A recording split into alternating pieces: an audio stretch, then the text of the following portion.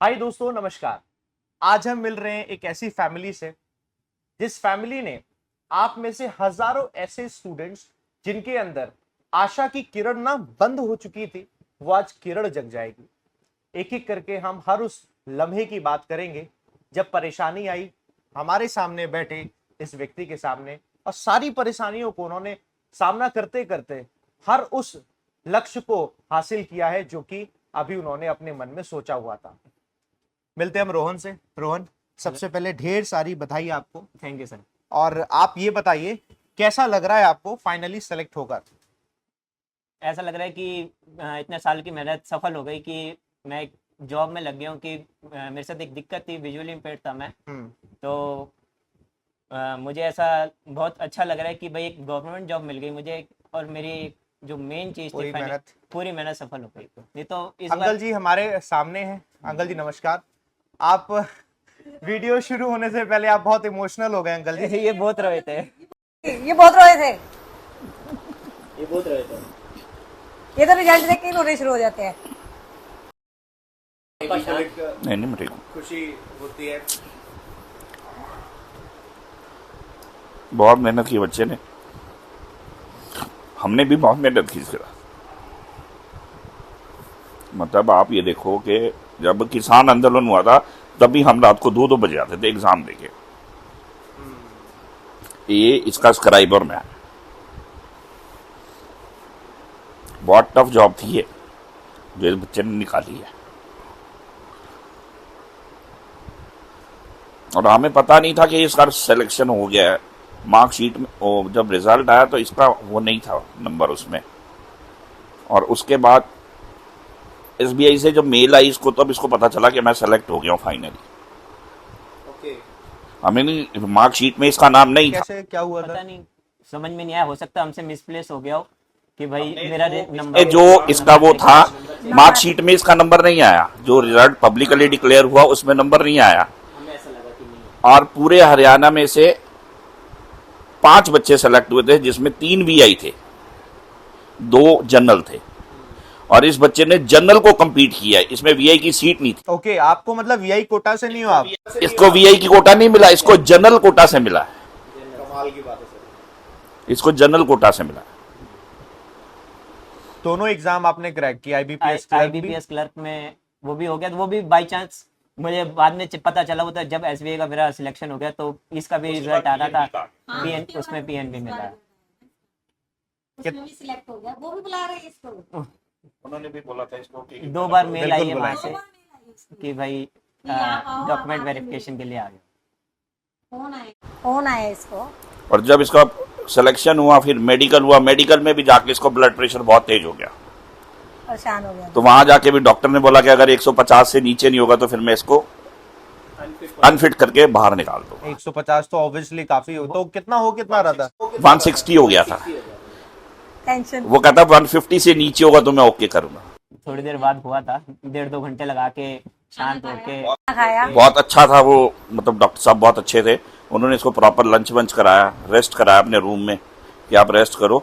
फिर उसके बाद फिर 148 हुआ था, फिर इसको क्लियरेंस मिली थी। अब आप मुझे ये बताओ कि जैसे आपको कितना दिखता है, क्या क्या समस्या, मतलब एग्जैक्टली प्रॉब्लम क्या है? मुझे फेस रिकॉग्निशन नहीं हो पाएगा। मतलब कोई मेरे सामने बैठा मैं उसको पहचान नहीं सकता कि कौन है। पता है इसको कि बैठा हुआ है। हाँ, ये पता चल जाएगा कि कौन बैठा हुआ है। दूसरा है लो विजन, पढ़ने में तो दिक्कत। मतलब जैसे फॉर एग्जांपल जो भी दिख रहा है तो एग्जैक्ट ना दिखता, थोड़ा ब्लर दिखता है। ब्लर दिखता है चश्मा लगाने के बाद भी। इसको ऐसे करके दिखता है, द हैंड इज मूविंग। इसको एक आंख से ये दिखती है, सिर्फ एक आंख से। ये 2 उंगली हैं, ये 3 उंगली है, एक आंख से, वो भी इतनी पास से, राइट 1 मीटर बस, उससे भी कमी होगा तो। ठीक है। इतनी दूर से इसको डॉक्टर जब चेक कराने जाते हैं हम इसकी आईज, तो वो बोलते हैं ये कितनी फिंगर्स हैं, तो ये बोलता है सर पास करो पास करो पास करो। यहाँ आके कहता है 3 है। अच्छा अब कितनी है, तो वो बोलता है 1 है। और ये आपको नहीं पहचान पाएगा। सिर्फ आपको अब आपकी बात से पहचानता हूँ सर कि आप कौन हो। अगर आपकी पूरी टीम आ जाए तो जैसे तो मैं पहचान के निकाल दूंगा कि विशाल सर कौन है, अभिजीत सर कौन है, बाकी कौन है, पुनीत सर कौन है, अरुण सर कौन से हैं। वो सबको पहचान के निकाल दूंगा कि कौन कौन से सर है। पर मैं उनकी फेस नहीं जानता, पर आवाज से मैं पहचान लूंगा। आप बहुत टैलेंटेड है, आप सुपर टैलेंटेड है। जी सर। जैसे हम कहते हैं ना कि सुपर ह्यूमन जिनका नाम हमने कभी सुना था कि हमारे पुराने टाइम में कभी सुपर ह्यूमन थे, तो आज जो सुपर पावर जो है ना वो आपके अंदर है, ये बात सच है। बच्चा ना पढ़ सकता है ना लिख सकता है, सिर्फ सुन सकता है, और उसके अंदर और कोई मोटिवेशन के लिए कोई और होता ही नहीं है उसके पेरेंट्स के अलावा। कि भाई मेरे पापा मम्मी मेरे साथ थे, मेरे पापा कहते थे कि भाई अब मैं उनको, क्योंकि हमेशा रिजल्ट यही चेक करते थे मेरा, फिर रोहन नहीं निकला, मैं आपकी वीडियो देखता था कि बच्चों रिजल्ट चेक कर लो अपना कि क्या आया, क्योंकि मुझे ऐसे पता भी नहीं चलता था कि रिजल्ट आ गया। मुझे ये सिर्फ ये आपको देख के पता चलता था कि रिजल्ट आ गया। तो 1-2 दिन बाद मुझे पता चलता था कि मेरा रिजल्ट आया है, मुझे ये भी नहीं पता चलता था वैकेंसी आई है, मुझे ये नहीं पता चलता था रिजल्ट कब आया है। जब आपकी वीडियो देखता था कि भाई बच्चे कहते थे मेरा हुआ, तो मैं उस दिन बोलता था पापा रिजल्ट आ गया चेक करो। वो मतलब मैंने 40 पेपर दिए हैं, तो 40 में से 38 पेपर में फेल था। मतलब किसी का प्री निकलता था, कई बार मेंस नहीं निकल पाता था, ऐसे ऑलमोस्ट 90% पेपर कोई पापा मना करते कितना ही हुआ। अगर पेपर एक खत्म तो मतलब पूरा साल खत्म। 40 पेपर आपने कितने टाइम से दिए हैं? मैं 2019 से पेपर दे रहा हूँ सर। सारे एग्जाम भरे होंगे? हाँ, SBI क्लर्क, पीओ, फिर IB। सबसे पहले मेरा RRB पीओ निकला था प्री पहले साल में, तो उसका मेंस देने गया तो मेंस में फंस गया, अटक गई गेम। तो दूसरे साल क्या हुआ, उसका मेंस भी क्लियर करा मैंने, RRB पीओ का इंटरव्यू देने गया, इंटरव्यू में भी नहीं हुआ, इंटरव्यू देने गया, ये क्लियर कर लिया था, मेंस भी निकाल दिया था इसने। तीसरे साल क्या हुआ, मेरा IBPS पीओ का मेंस भी दिया मैंने, और IBPS नहीं RRB पीओ का मेंस भी दिया, पर वो दोनों मेंस ही नहीं हुए, क्लियर ही नहीं हुए। और चौथे साल में मेरे RRB क्लर्क मेंस दिया, पीओ मेंस भी दिया, IBPS क्लर्क मेंस दिया, और SBI क्लर्क मेंस दिया। मतलब 5 पेपर, पांचों के मेंस दिए मैंने।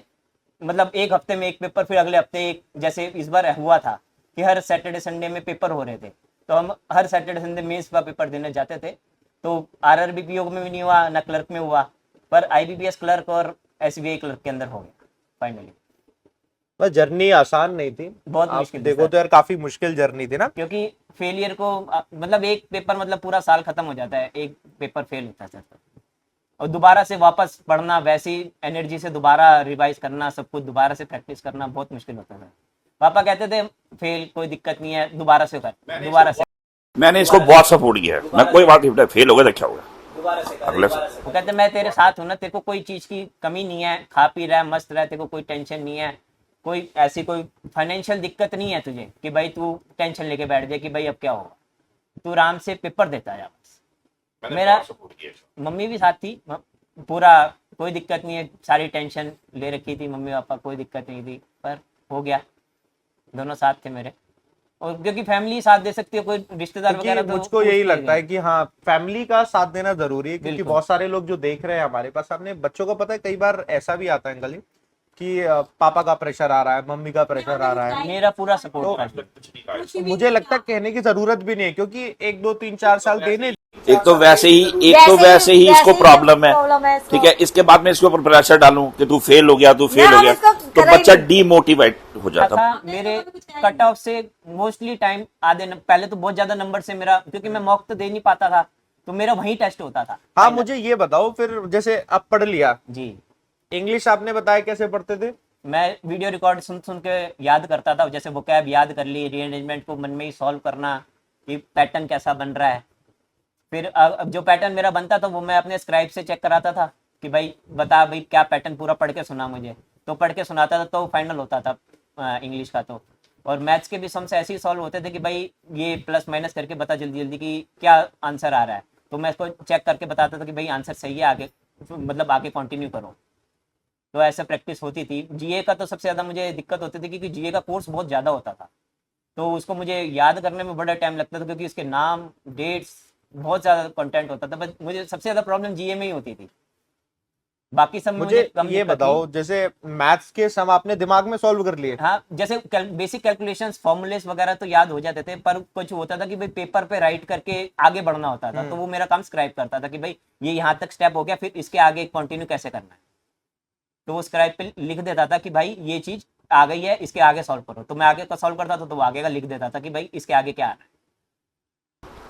इसने पहले उसको भी ट्रेंड किया है, उसको भी पूरा अपना सारा कुछ समझाया है, फिर उसके बाद उसकी जर्नी शुरू हुई है। कैसे करना, क्योंकि रास्ते में जाते थे जब ये मेरे साथ मतलब हम अम्बाला तक जाते थे इसका एग्जाम कराने एक दिन जगाधरी, पहले चले जाते थे ये। तो ये रास्ते में जाकर रात रात भर पढ़ते थे दोनों। तो समझाता था कि पेपर कैसा राइड में आएगा। कौन थे आपके? मेरा फ्रेंड था पर वो इस लाइन में ही नहीं था, वो अलग लाइन का था। वो जॉब पर वो उसने काफी सपोर्ट किया मेरा कि वो मतलब उसका कैलकुलेशन उसका भी मेन रोल है इसमें, मतलब बिल्कुल main उसका role है। मेन रोल है। वो मेरे से पूछता था कि भाई क्या करना है भैया, क्या करना है। मेरे से छोटा था वो, तो वो मेरे से पूछता था, तो मैं उसको बताता था कि ये आंसर है, इस पर ये टिक लगा, ये वाला नहीं, ऐसे करने। क्योंकि वहां पे अगर मैं डिस्कशन उससे करने लग गया तो टाइम वेस्ट हो जाता है सर, और टाइम हमारे पास लिमिटेड है। और इसके साथ सबसे बड़ी प्रॉब्लम ये थी कि इसके सिर के पीछे वो खड़े इनका रहते थे एग्जामिनर खड़ा होता था, कि ये पेपर कर आ कैसे रहा है इसको। चीटिंग का कोई स्कोप नहीं है। क्योंकि देखो ये आपको लेके चला गया, यू आर परफेक्ट मैन, आप अपने आप ही करना शुरू कर दोगे, तो इसके लिए इनके पीछे एक बंदा खड़ा होता था हाँ, कि ये चीटिंग ना कर पाए। कि वो लड़का खुद कर रहा है कि ये कर रहा है। वो वॉच करते थे इनको कि ये इसको कर रहा है या वो कर रहा है। उनके सारा रूल्स एंड रेगुलेशन बहुत टफ होते थे कि भाई ऐसा तुम कर नहीं सकते हो कि भाई कोई एक बंदा ट्रेन करके ले जाओ और हाँ वहां कि पे तुम पहले से पेपर ट्रेन कर लो, वो आपका करके। ऐसा हो नहीं सकता। इसके पीछे वो खड़े। इसके पीछे ऐसे तो होना होता तो कोई भी विजुअली इम्पेयर्ड को सबको नौकरी मिल जाती सर, अगर ऐसा होना होता तो। बिल्कुल। जगह एक एनजीओ में इसका एडमिशन कराया था, सार्थक एनजीओ में, कि जिससे कि इसकी कि इसको कहीं जाकर ये फिट हो जाए कि ये कब तक घर में बैठा रहेगा, हाँ। आगे एज बड़ी होती जाएगी तो इसका कोई काम का जरिया निकालें। तो मैंने कहा वहाँ पे इसको भी- तो ये सब लोग इसको ये कहते हैं तू क्या करेगा। इससे वो- सब पूछते थे रिश्तेदार। हमारे रिश्तेदार इससे पूछते थे तू क्या करेगा, तो ये बोलता था कि अंधे को एक नौकरी कौन देता है। आप रख लोगे, उनको कहता था। वो ये बोलता था आप रख लोगे, अगर आपका कोई बिजनेस है तो आप रख लोगे मुझे। वो चुप। तो वो कहते हैं हम क्यों रखेंगे, तेरे को फ्री फंड की तनख्वाह देनी, कौन रखेगा तुझे, कोई टैलेंट नहीं है तेरे अंदर। तो इसीलिए मेरे एक रिलेटिव थे, वो मेरी बुआ ही लगती है, तो उन्होंने मुझे सजेस्ट किया था कि वो टीचर थी, तो उन्होंने कहा कि तू बैंकिंग में चला जा। जब मैं ग्रेजुएशन में था कि भाई तू बैंकिंग पकड़ ले, बैंकिंग लाइन अच्छी है। तो मैं ग्रेजुएशन के बाद डायरेक्ट बैंकिंग के अंदर ही घुसा। इसने फोकस अपना वही किया। बैंकिंग में चलते हैं, ट्राई करते हैं। पहले मैं 1 साल ऑफलाइन ट्राई करता रहा, वहाँ पे कुछ कुछ पढ़ा, फिर ऑनलाइन में आ गया। फिर जब से ऑनलाइन पढ़ा तो आपकी टीम से मुलाकात हो गई कि भाई ये टीम बढ़िया पढ़ा रही है, बैंकिंग का कोर्स भी तब बढ़िया चल रहा है, तो वैसे वैसे फॉलो करता गया। फिर पेपर भी निकलते, कुछ निकलते ही नहीं थे, ये चक्कर होता था। ये मुझे एक चीज समझ नहीं आ रही, मतलब जी। इतनी सारी परेशानी थी, आप लिख भी नहीं, फिर तो आप लिखते भी ना, नहीं ना, होंगे। ना। नहीं लिखता, लिखता नहीं है। अगर ये अपने जब पेपर लिखेगा करके तो आता है, अपना पढ़ नहीं सकता ये अपना पेपर करके आता था तो ये लिख के आता था, उस पेपर पे लिखता था आके कि इंग्लिश के मैंने इतने क्वेश्चन किए, हाँ।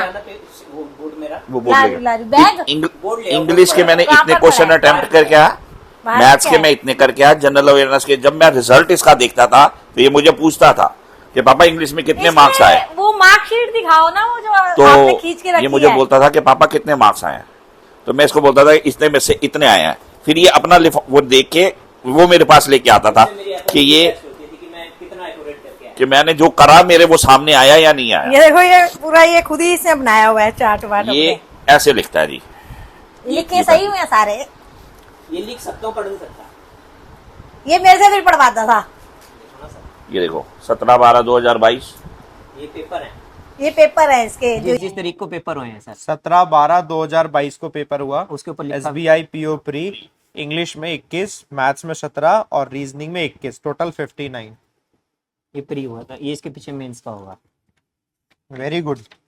ये लिख अच्छा इसमें नहीं, इसमें नहीं, एक सेकंड। ये है 15/10/2022, IBPS PO प्री, इंग्लिश में 22, 18, 21, 61।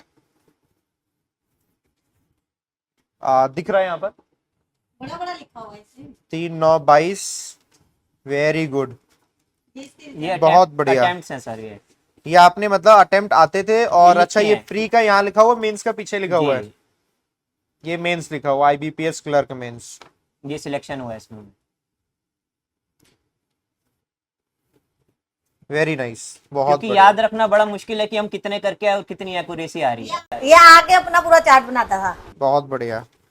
ये पीछे भी है इसके। इसमें भी है। हाँ, ये तो पुराने होंगे सर। ये पुराने हैं। मतलब जैसे पूरा इसका लिटरेचर है कि इसने कौन से ये पेपर। आपने मुझे लगता है वो लिखी है क्या, एक्यूरेसी कितने कितने परसेंट, क्या क्या लिखा हुआ है, ये मैथ्स में कुछ लिखा हुआ है, आई थिंक 6.25% ये वो है 1/16 वो याद करने के लिए। Percentage table. हाँ ये वो याद करने के लिए होते हैं ना। ओके, ये मैथ्स टेबल्स आपके लिखे हुए मैथ्स के, स्क्वायर्स लिखे हुए हैं। हाँ ये सब याद करना पड़ता है, क्योंकि अगर ये नहीं आते होंगे बेसिक्स नहीं मैथ्स आप ये बताइए मुझे, एक मतलब सवाल है, इतना मुझको भी नॉलेज नहीं क्योंकि पहली बार मैं मिला हूँ। जी। जो रीजनिंग में पजल होती है वो भी आपके में आती थी, हाँ जी बिल्कुल, दिमाग और डीआई होती थी वो भी आती थी। हाँ जी आती थी। मतलब ये तो बहुत Same कमाल पे- की बात है, मैं समझ नहीं पा रहा हूँ आप कैसे सॉल्व करते थे। पेपर सेम होता था सर, हमारे पास हाँ। प्लस पॉइंट ये होता था कि हमें 1 घंटे के ऊपर 20 मिनट फालतू मिलते थे। एक्स्ट्रा 20 मिनट एक्स्ट्रा मिलते हैं बस। 20 मिनट एक्स्ट्रा मिलते थे, और cut off mostly time VI और जनरल की एक ही जाती थी। उसमें लिखा हुआ आता था वीआई एंड जनरल, मतलब कोई भी वेरिएशन नहीं था कि भाई उतने नंबर ही आने, मतलब हमें जनरल से ही compete करना होता था। पर कई बार होता था कि भाई कट ऑफ थोड़ी सी नीचे जा रही है, वीआई की नीचे जा रही है। अच्छा मुझे आप ये बताइए कि वह ऑफिस में आपका काम किस तरीके का होता है? अभी काम हमें को तो सिर्फ इंक्वायरी के लिए अभी बिठाया गया है कि भाई आपसे कोई क्वेश्चन पूछे कि मान लो पासबुक भरवानी है, किसी ने कुछ करवाना है कि फॉर्म कहाँ से लेना है, उस काम के लिए अभी अभी मेरा वहाँ पे एक डिवाइस आएगा जिससे मैं कंप्यूटर पे ऑपरेट करूँगा। ओके, वो इसको बैंकिंग में डिवाइस है जिसके अंदर वीआई आदमी काम करता है। हाँ जी, वो अभी आएगा। तो वो डिवाइस के लिए इनको बोला गया है कि ये बच्चा इस ब्रांच में बैठेगा तो इसके साथ वो डिवाइस होगा। आप एडिटोरियल में क्या सीखते थे? जैसे वो कैप तो मैं समझ गया, आपने सुन ली। हाँ बाकी जो मैं पैसेज पढ़ाता था, हाँ वो मुझे जैसे उससे मुझे रीडिंग के लिए आसान हो जाता था कि भाई अंडरस्टैंडिंग बढ़िया बन जाती थी कि भाई एक बार बंदा पढ़ दे तो समझ में आ रहा है कि कहने वाला क्या कह रहा है।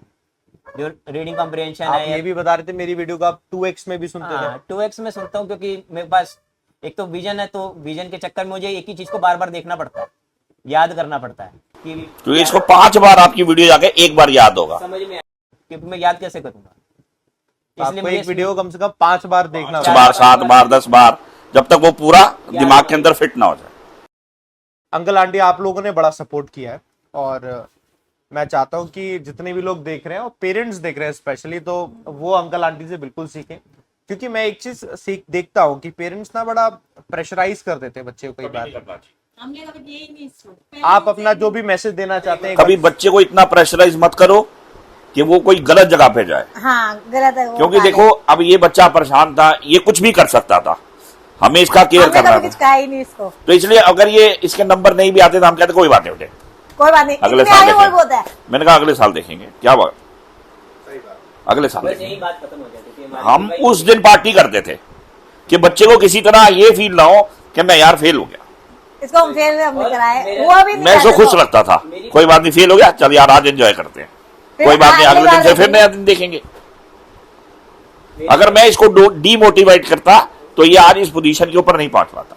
और ऊपर से प्रेशर तो एक टाइम रहता का है। अलग, उसके बाद कन्वर्सेशन कई बार होता है कि भाई टाइम वेस्ट भी हो जाता है, कई बार पजल नहीं बन पाती थी उससे कि भाई गलत बना इसके दिया। साथ बीच में टैकल्स आते थे, बीच में आता था एग्जामिनर कि फॉर्म भरो, तो कहता था 10 मिनट फॉर्म भरने में लगेंगे, हम नहीं भरेंगे, बाद में भरेंगे। ये भी बड़ा पॉइंट आता था बीच में। भाई मतलब कोई फॉर्म रह गया तो वही एग्जाम के ड्यूरिंग में आ जाते थे कि भाई एक फॉर्म जल्दी जल्दी भर दो। ये मुझे थोड़ा बहुत लगता था कि भाई मिसमैनेजमेंट टाइप का वहां पे, क्योंकि बच्चे बहुत ज्यादा हाँ, होते जब थे। सही बात है, ये इसमें तो बहुत आपने ज्यादा टाइम ही खराब कर दिया ना। हाँ, जिस बच्चे को वैसे ही प्रॉब्लम है और 5-7-10 मिनट आपने उसके मैं तो कहता हूं 1 मिनट भी अगर खराब किया तो वो बेकार है उसके। मुझे इसको ऐसे पकड़ के बताना पड़ता है, ऐसे पकड़ के बताना पड़ता है, this is the block, you have to sign in this. बहुत करिए, फाइनली आप सफल हो गए, ये बहुत अच्छी बात है। मुझे लगता है इस वीडियो को देखने के बाद शायद लाखों बच्चे इसको देखेंगे आगे आने वाले टाइम में, और लाखों में कुछ हजारों भी अगर इंस्पायर हो गए तो बहुत अच्छा है, और आपको ही वो एक क्रेडिट देकर जाएंगे। क्योंकि बहुत सारे लोगों के अंदर क्या होती है कि एक उम्मीद ना वो चली जाती है, फिर एक एनर्जी मिल जाती है किसी को देखकर। कई बार हम किसी को देखते हैं ना, तो वो चीज आज हो गई। इसने सबसे पहले मुझे ये बोला था, इसने पहले 6 महीने सर्च किया कि कौन सा प्लेटफॉर्म लेना है। सबसे बड़ी बात थी कि कौन से प्लेटफॉर्म पे मैंने पढ़ना किससे है, तो इसने अनअकैडमी चूज किया कि पापा इसका सब्सक्रिप्शन लेना है। अपने आप ही ढूंढ के लाया है। इसने अपने आप ही ढूंढा। न्यूज़पेपर पढ़ना मैं तो कहता हूँ बहुत जरूरी होता है कि भाई डेली लाइफ बहुत अपडेट रहता है बंदा। एक तो भाई आज जिसको दिखता है वो डेली पढ़े, इसकी तो प्रॉब्लम थी तो इसको सुनना पड़ता था।